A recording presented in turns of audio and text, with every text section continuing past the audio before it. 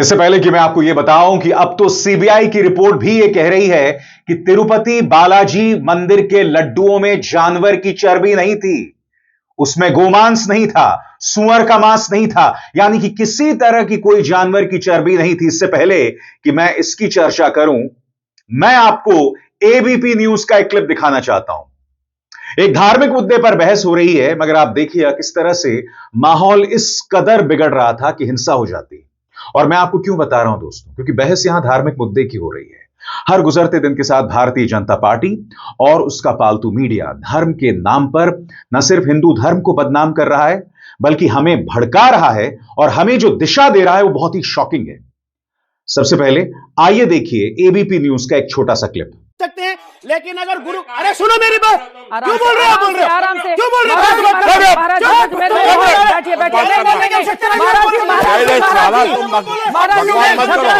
मत बोलो, ज्यादा बोले जा रहे हो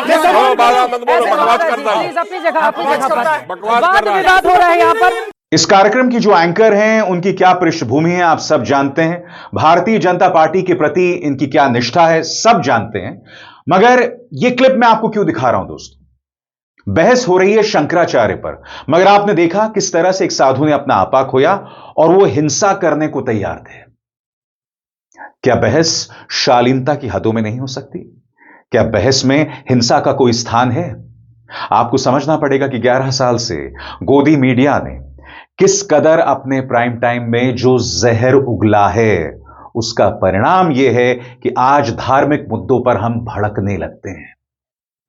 यह आहत भावनाओं को देश पहले से था, मगर अब इस तरह के कार्यक्रम जिसकी भरमार है प्राइम टाइम में, उसका असर आम इंसान पर पड़ रहा है और आपको इस बात का अंदाजा भी नहीं है।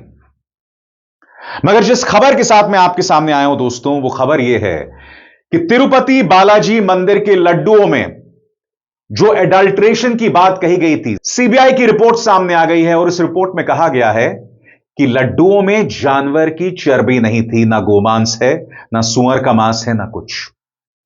आपको याद है गोदी मीडिया ने किस तरह से उस मुद्दे पर बहस की थी, उस मुद्दे को भी हिंदू मुस्लिम बना दिया था। आपको याद है आंध्र प्रदेश के डिप्टी चीफ मिनिस्टर पवन कल्याण उसे हिंदू भावनाओं की आस्था पर प्रहार बता रहे थे, यहां तक कि सुप्रीम कोर्ट को दखल देना पड़ा था और आंध्र प्रदेश के मुख्यमंत्री से कहना पड़ा था कि भगवान को राजनीति का जरिया मत बनाइए।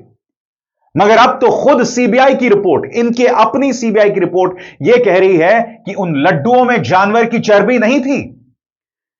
इंतजार कीजिए दोस्तों, मैं आपको बतलाने वाला हूं कि दरअसल जब यह मामला उस वक्त उग्र हुआ था तो उस वक्त सुप्रीम कोर्ट ने क्या कहा था, उस वक्त गोदी मीडिया ने किस तरह का जहर चलाया था, उसकी एक छोटी सी झलक देखिए।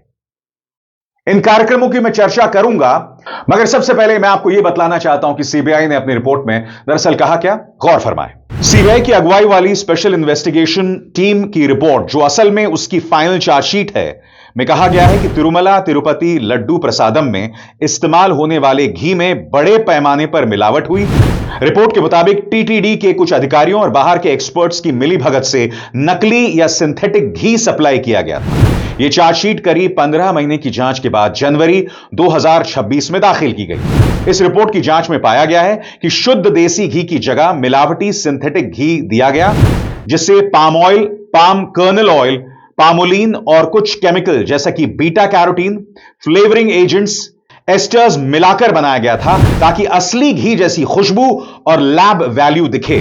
रिपोर्ट के मुताबिक करीब 68 लाख किलो यानी 6.8 मिलियन किलो मिलावटी नकली घी, जिसकी कीमत करीब 250 करोड़ रुपए बताई गई, 2019, 2021 से 2024 के बीच टीटीडी को सप्लाई हुआ और लड्डू बनाने में इस्तेमाल किया गया। इस रिपोर्ट में कहीं नहीं कहा गया है कि उसमें सुअर का मांस था, गोमांस था। और आपको याद होगा पवन कल्याण सामने आए थे और उन्होंने हिंदू भावनाओं के आहत होने की बात कही थी और वो जिक्र कर रहे थे चर्बी के इस्तेमाल का। जिम्मेदारी सरकार की है, मगर उससे बचने के लिए हिंदू धर्म का सहारा, हिंदू भावनाओं का सहारा। और सबसे बड़ी बात याद कीजिएगा, गोदी मीडिया ने किस तरह का जहरीला खेल खेला था। इससे पहले कि मैं आपको बताऊं कि गोदी मीडिया ने क्या क्या नहीं कहा था, पहले सुनिए पवन कल्याण ने उस वक्त क्या कहा था। सुनिए और अपना माथा पीटिए। రామజన్మ అయోధ్య రామ మందిరం కోసం దానికి కూడా వీళ్ళు 1,00,000 లడ్డు 1,00,000 లడ్లు ఇలా బీఫ్ తోటి పిగ్ ఫ్యాట్ తోటి ఫిష్ ఆయిల్ తోటి కలిపిన లడ్డు 1,00,000 లడ్లు కొన్ని దశాబ్దాలుగా శతాబ్దాలుగా అయోధ్య రామ మందిరం కావాలని చాలా ప్రతిష్టాత్మకంగా తీసుకుంటే దానికి కూడా తిరుపతి లడ్లు టీటీడీ లడ్లు. ఇది దేశం అంతా దీన్ని కదిలిపోయింది. ఈ రోజున ఇలాంటి అపవిత్రం జరిగింది. ఇలాంటి అపవిత్రం ఒక చర్చి మీద జరిగిన, ఒక మస్జిద్ మీద జరిగిన దేశం అల్లకల్లోలం చేసేస్తారు. ప్రపంచం అంతా మాట్లాడతారు. గ్లోబల్ న్యూస్ అయిపోతుంది. కానీ దేశంలో కోట్లాది మంది हिंदुओं।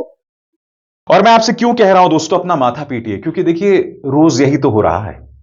रोज यही हो रहा है कि धर्म के नाम पर, हिंदू धर्म के नाम पर भारतीय जनता पार्टी, उसके नेता, उसका प्रचार तंत्र, उसका पालतू मीडिया, यही जहर तो उगल रहा है। यानी कि धर्म जो कि आध्यात्म का मुद्दा है, धर्म जो कि शांति का जरिया होना चाहिए, उसके जरिए आप और हम नाराज होते हैं, भड़कते हैं। दैट्स इट, उसके अलावा कुछ नहीं। हिंदू खतरे में नहीं है दोस्तों, मगर फिर भी 11 सालों में इस देश की एक बहुत बड़ी आबादी के जहन में यह बात बिठा दी गई है कि बेटा हिंदू खतरे में आ गया है, बच जाओ। मुगल जो है वो कब्रों से निकलने वाला है और तुम्हारे पीछे दौड़ने वाला है। मानो हिंदू ना हो, अनारकली हो साहब।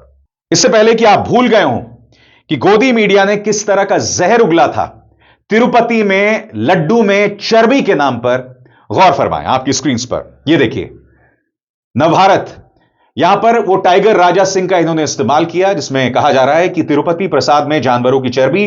योगी मोदी से टी राजा ने क्या मांग की? फिर पवन कल्याण जो लगातार कह रहे थे साहब कि हिंदू भावनाएं आहत हो गई हैं, उनका बयान जो इंडिया टीवी चला रहा था, पवन कल्याण का प्रायश्चित 7 दक्षिण के सनातनी। हे भगवान, इतना बड़ा पाप, भक्तों को चर्बी वाला प्रसाद। फिर माननीय रजत शर्मा आ गए, तिरुपति मंदिर में किसने किया महापाप? जी न्यूज, चर्बी वाले आरोपी का सीसीटीवी ने खोला राज। तिरुपति से अयोध्या तक मौलाना पर बवाल, होगी फांसी। देखा, मौलाना भी आ गए यहां पर मौलाना का कोई लिंक नहीं था, मगर यहां मौलाना भी आ गए। और उस वक्त आपको याद होगा हिंदू मुस्लिम करने की कोशिश कितनी की गई थी, मगर यह तो भारत है ना दोस्तों। याद कीजिएगा, एक रेल हादसा हो जाता है बालासोर में, और उस वक्त भी भाजपा के प्रचार तंत्र ने झूठ चलाया था कि पास में कोई मस्जिद है, जबकि पास में एक हिंदू मंदिर था। फिर भी इस तरह का झूठ चलाया गया था। यह भी बताया गया था कि भाई साहब वो जो गाड़ी चलाने वाला या सिग्नल मैन वो मुसलमान था, यानी कि वहां पर भी जानबूझ के मुस्लिम एंगल लाया जा रहा था। जैसा कि तिरुपति बालाजी में मंदिरों में जिस तरह की अडल्ट्रेशन हुई, उसमें भी लाने की कोशिश की जा रही। आगे देखिए, यह दंगाई पत्रकार, तिरुपति के प्रसाद में महापाप की रिपोर्ट, प्रसाद के लड्डू में बीफ का इस्तेमाल। अब यह माफी मांगेगा? इसके खिलाफ दंगा भड़काने को लेकर पहले भी केसेस हैं। एनबीडीएसए ने कई बार आदेश दिया है इसके कार्यक्रम हटाने को लेकर। अब यह माफी मांगेगा? मगर हां, जो कार्यक्रम इसने दिखाया, और सिर्फ इकलौता नहीं, ढेरों कार्यक्रम जो इसने किए हैं, जहां इसने झूठ बोला है, जहर उगला है, उसका असर हमारी पीढ़ियों पर पड़ रहा है, हमारी मौजूदा पीढ़ियों पर पड़ रहा है, और यह देश बर्बादी की तरफ जा रहा है। आगे यह देखिए, तिरुपति प्रसाद विवाद के बीच हिंदू संतों ने पापियों को धो डाला। हिंदू अब चुप नहीं। अब पापी कौन है भाई? कौन है पापी? और फिर देखिए, जो मोहतरमा जिन्हें कार्यक्रम की शुरुआत में मैंने आपको दिखाया था, वो उस वक्त आज तक में कार्यक्रम कर रही थी, महापाप का दोषी कौन? तिरुपति मंदिर में हिंदुओं की आस्था के साथ खिलवाड़, अशुद्ध चर्बी से बना शुद्ध प्रसादम, तिरुपति में अधर्म वाली साजिश, यह सब कचरा चल रहा था साहब। और सबसे बड़ी बात, अब कोई गोदी मीडिया सीबीआई की रिपोर्ट नहीं दिखाएगा। अब तो सीबीआई की रिपोर्ट आ गई है भाई, यह तो भारतीय जनता पार्टी सरकार की एजेंसी है। अब गोदी मीडिया इस पर डिबेट क्यों नहीं कर रहा? गोदी मीडिया खुद को आईना क्यों नहीं दिखा रहा? गोदी मीडिया भारतीय जनता पार्टी के नेता जो लगातार जहर उगल रहे थे, उन्हें कटघरे में क्यों नहीं रख रहा? इसलिए क्योंकि सबसे पहले खुद को आईना दिखाना पड़ेगा। जो जहर मैंने आपको दिखाया पड़ताल करके, दोस्तों, अपने कार्यक्रम में मैं बहुत मेहनत करता हूं और इसी मेहनत के साथ ये तमाम जानकारियां लेकर आता हूं आपके सामने, इन्हें एक्सपोज करने के लिए। और सबसे बड़ी बात, उस वक्त याद कीजिएगा, 1 साल पहले सुप्रीम कोर्ट को मामले में दखल देना पड़ा था और तब उन्होंने सरकार को फटकार लगाई थी कि भगवान को राजनीति का जरिया मत बनाइए। याद है कि भूल गए आप? 1 साल पहले मैंने इस पर रिपोर्ट की थी। अगर आप भूल गए हो तो फिर से देखिए मेरी रिपोर्ट। जस्टिस BR गवई और जस्टिस KV विश्वनाथन की बेंच ने तिरुपति लड्डू विवाद मामले पर आज सुनवाई करते हुए आंध्र प्रदेश सरकार को फटकार लगाई। सुप्रीम कोर्ट ने कहा कि भगवान को राजनीति से दूर रखें। SIT रिपोर्ट आने से पहले ही प्रेस के पास क्यों गए? सुप्रीम कोर्ट ने राज्य के मुख्यमंत्री से कहा कि आप संवैधानिक पद पर हैं, आपको SIT के निष्कर्ष का इंतजार करना चाहिए था। आगे और गौर कीजिए। सुप्रीम कोर्ट ने मामले की सुनवाई करते हुए कहा कि पहली नजर में हमारा विचार है कि जब मामले की जांच चल रही है तो उच्च संवैधानिक पदों पर बैठे लोगों को बयान नहीं देना चाहिए जो जनता की भावनाओं को प्रभावित करता है। सुप्रीम कोर्ट ने सॉलिसिटर जनरल तुषार मेहता से मदद मांगी है कि क्या राज्य सरकार की SIT काफी है या किसी और को नए सिरे से जांच करनी चाहिए। सुप्रीम कोर्ट अब इस मामले की सुनवाई 3 अक्टूबर को करेगा। दोस्तों, आज जज नाराज थे। जस्टिस विश्वनाथन ने कहा, रिपोर्ट बिल्कुल भी स्पष्ट नहीं है। अगर आपने पहले ही जांच के आदेश दे दिए थे तो प्रेस में जाने की क्या जरूरत थी? रिपोर्ट जुलाई में आई, बयान सितंबर में आया। आंध्र प्रदेश के मुख्यमंत्री पर सुप्रीम कोर्ट ने सवाल उठाते हुए कहा कि इस मामले में प्रेस में क्यों गए? हम उम्मीद करते हैं कि ईश्वर को राजनीति से दूर रखा जाएगा। रिपोर्ट साफ कहती है कि घी इस्तेमाल नहीं हुआ। दोस्तों, मैं आपको बतलाना चाहता हूं, जो एडवोकेट हैं सिद्धार्थ लूथरा, तिरुपति तिरुमला देवस्थानम के वकील, उन्होंने क्या कहा है, अंग्रेजी में बयान है, इसका हिंदी में अनुवाद यह है। दोस्तों, उन्होंने कहा है कि जिस घी का इस्तेमाल लड्डुओं में हुआ था और जिन लड्डुओं को भक्तों ने खाया था वो घी आया था 4 जुलाई तक। अब इसका सैंपल जांच के लिए नहीं भेजा गया। जांच का सैंपल उस घी का भेजा गया जो पहले ही रिजेक्ट हो चुका था। सही सुना आपने, उस घी के सैंपल को जांच के लिए भेजा गया जिसे पहले ही खारिज कर दिया गया था। धर्म के नाम पर यही तो हो रहा है ना दोस्त। आपको याद है, एक IT बाबा को गोदी मीडिया ने, न्यूज नेशन या पता नहीं किस चैनल ने बुलाया था और उस IT बाबा को बीच में बुलवाया था और सारे साधु बुला लिए थे और उस आदमी की वहां पर लगभग लिंचिंग हो जाती। और मैं ये IT बाबा प्रकरण का जिक्र क्यों कर रहा हूं? क्योंकि कार्यक्रम की शुरुआत में मैंने आपको यह वीडियो दिखाया था, बहस शंकराचार्य पर, बहस धार्मिक मुद्दे पर। मत देखिए किस तरह से साधु जो है वो सामने आ जाते हैं और लगभग हिंसा का इस्तेमाल करते हैं। यह लगातार हो रहा है दोस्तों। अब मैं आपसे एक सवाल पूछना चाहता हूं। यह वीडियो देखिए दोस्तों, यहां पर आप धीरेन्द्र शास्त्री को देख रहे हैं, वो शख्स जो संविधान का अपमान करता है, वो शख्स जो जहरीले बोल बोलता है, वो शख्स जो अंधविश्वास का सहारा लेकर अपने भक्तों पर प्रभाव डालता है। अब इस व्यक्ति का सम्मान यहां भारतीय सेना कर रही। क्या धीरेन्द्र शास्त्री को इतना सम्मान मिलना चाहिए? वो व्यक्ति जो संविधान का अपमान करता है, बाबा साहब अंबेडकर के संविधान का अपमान करता है, क्या उसे इस तरह से सम्मान मिलना चाहिए हमारी सेना या हमारे अर्धसैनिक बलों द्वारा? जो भी लोग यहां मौजूद हैं, मैं नहीं जानता हूं, मगर यह वीडियो वायरल हो रहा है। यह वो व्यक्ति है जो कुछ दिनों पहले कह रहा था कि हम गुरुकुल बनाएंगे वरना हिंदू जो है वो नावेद जावेद बन जाएगा। मैं आपको इसलिए बता रहा हूं दोस्तों कि देखिए, इस सब के पीछे सोच यही है कि आपको मानसिक तौर पर डब्बू बना दिया जाए। या तो डब्बू बना दिया जाए या फिर ऐसा शख्स बना दिया जाए जो बात बात में भड़क जाता हो।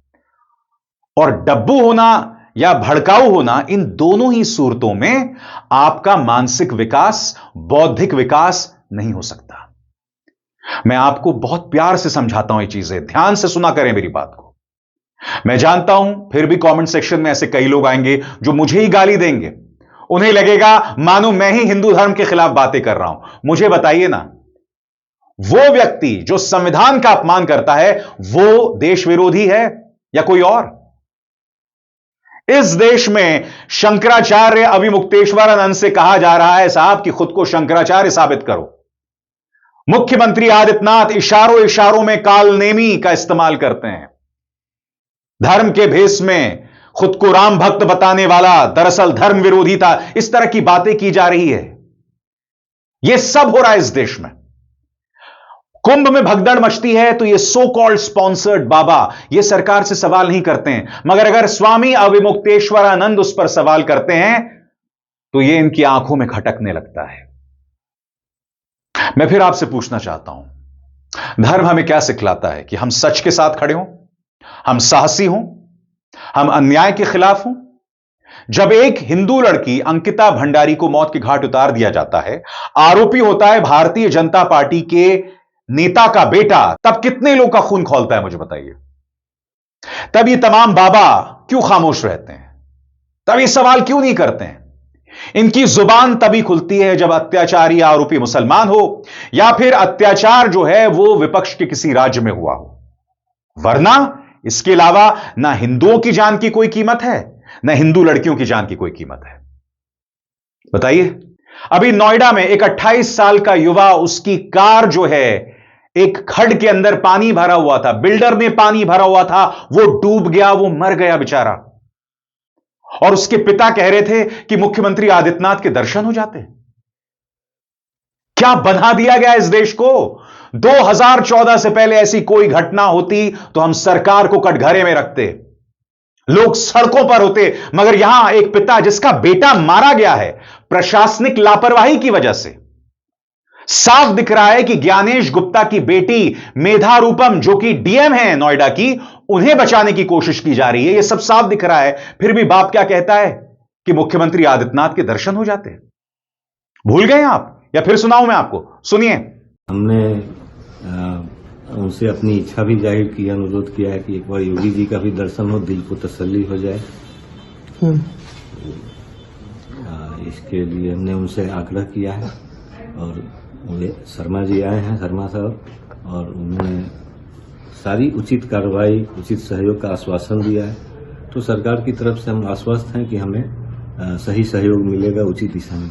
कुछ देर पहले जो मैं आपसे कह रहा था ना कि मानसिक तौर पर डब्बू, मैं आपसे पूछना चाहता हूं, जो अभी अभी आपने देखा, कहीं यह उसकी मिसाल तो नहीं है?